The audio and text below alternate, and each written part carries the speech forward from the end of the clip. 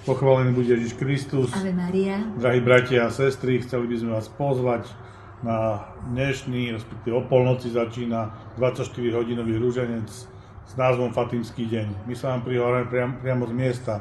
Nie sme síce vo Fatime, ale sme v Koclížove. Stojíme v novopostavenej kaplnke Kapelíni, ktorá je určená pre všetky krajiny strednej a východnej Európy. Čiže máme tu takú našu Fatimu nedaleko od slovenských hraníc, čiže týmto vás chcem aj pozvať všetkých, aby ste sa aj osobne, kto môže zajtra zúčastnili na našom ruženci, ktorý bude vysielaný naživo cez kanály Slovenského dohovoru za rodinu. Program vám predstaví Bea.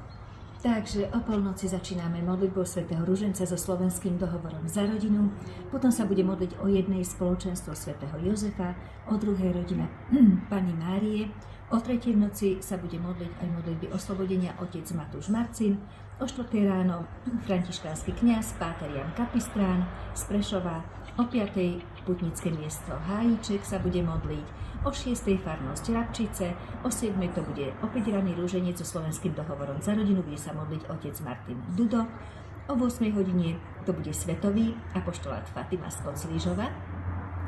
On bude mať vlastne, tu nám bude taký dlhší program, o 9. bude svätá omša s otcom Pavlom Dokládalom, budú modlitby a požehnania chorých, procesia celým areálom, tu na obnova zasvetenia Českej republiky nepoškodenému srdcu Panny Márie, čiže bude modlitba aj za mier pri soche Aniela mieru, uctenie relikví svätého Jana Pavla II, Hyacinty a svätého Františka.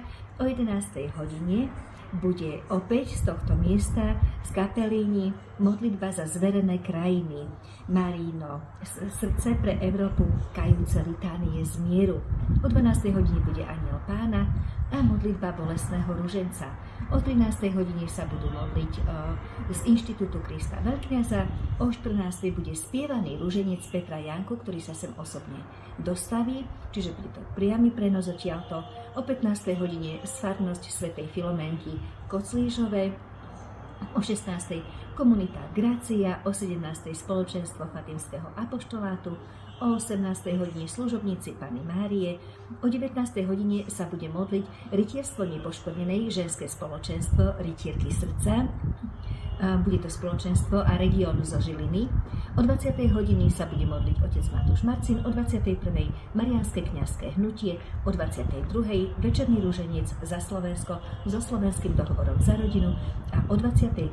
sa budú modliť rytieri nepoškodenej z baziliky Minor v Lutine. Ešte raz všetci ste srdečne pozvaní do Kapelíni, do Koclížova, od dnes od polnoci z 12. na 13. celý deň 24 hodín modlitba svätého Ruženca, Fatimský deň. Pochválený buď Pán Ježiš Kristus. Tešíme sa na spoločné modlitby. Ave Maria.